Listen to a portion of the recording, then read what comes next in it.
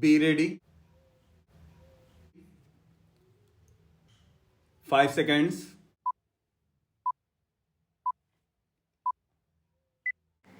Start. I am glad to welcome you to the first meeting of the University Grants Commission.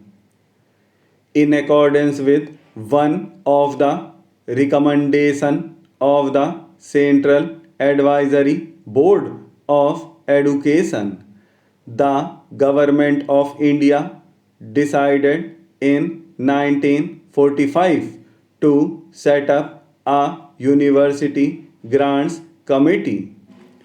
The functions of this committee were confined to the three central universities, and it was only an advisory body. There were several non officials who were members, but they acted on a part time basis, and there was only one whole time officer who acted as secretary for the committee. With this limited personnel and the circumscribed powers, it was not surprising that the University Grants Committee was not able to make any effective contribution to the development of university education. In 1947, the committee was reconstituted with somewhat enlarged membership, but since the functions and the official assistance remained more or less the same, this committee also did not prove effective.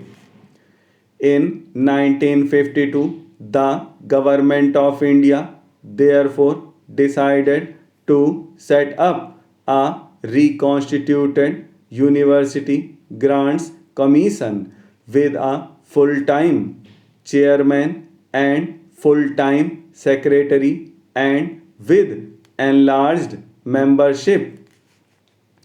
It was intended that this commission should look mainly after the four central universities and be entrusted with the following functions: 1. To advise the government on the allocation of grants in aid from public funds to the central universities.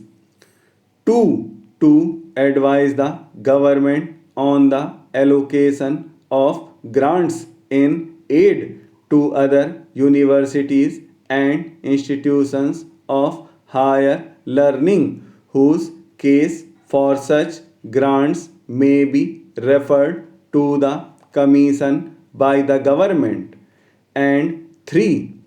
To advise the universities and other institutions of higher learning in respect of any question referred by the government to the commission. After the passing of the constitution, the central government was entrusted with an important responsibility in higher education in respect of the coordination of facilities and the maintenance of standards in the universities. The government considered various measures for the discharge of this responsibility and came to the conclusion that it could be best fulfilled by the establishment of a council of university education by an act of parliament.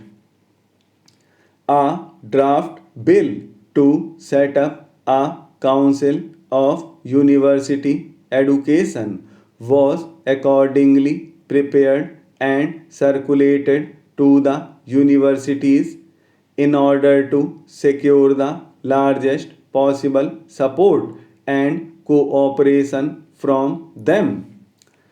The draft bill was considered by the Inter-University Board, which agreed with the objects of the bill as such.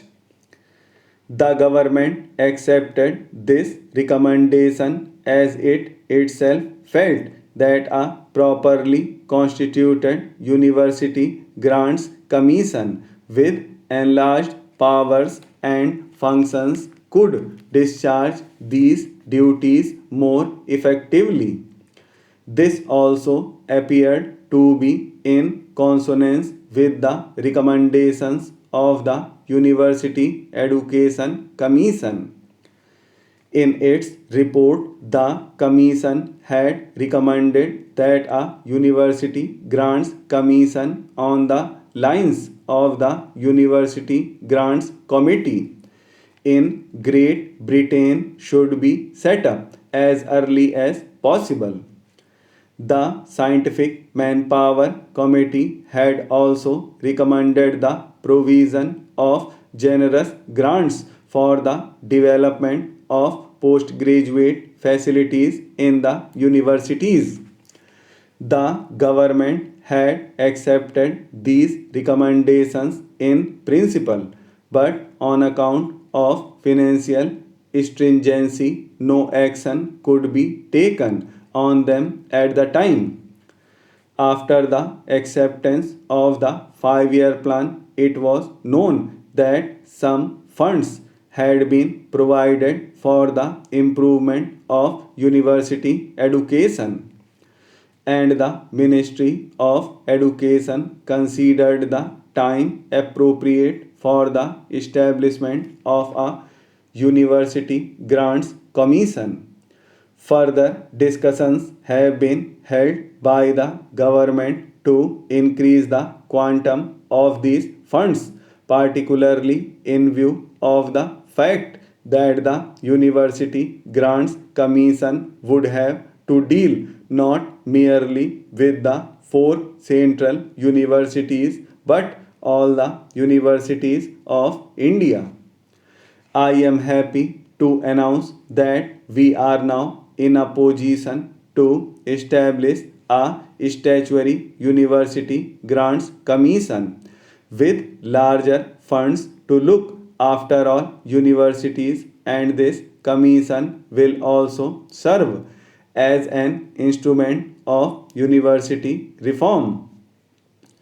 A draft bill has been prepared and it is hoped that this will be presented to Parliament at an early date. The consideration of the bill by Parliament and its enactment is likely to take some time.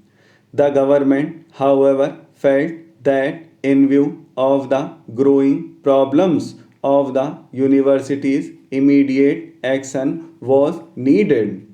It has therefore considered it desirable to set up a University Grants Commission in accordance with the resolution of November last and allow it to start functioning immediately. This commission will consist of 5 members and have one person as chairman. In order to ensure that the universities do not look upon it as an external body, it has been decided to associate a number of vice chancellors with it. I am sure you will all agree that this is a momentous decision and will have far reaching influence on the development of university education in India. I therefore want that the importance of this step and the result which we hope to attain through this commission should be properly appreciated by the people at large. The first thing I want to make clear is that the commission will be fully free and work independently.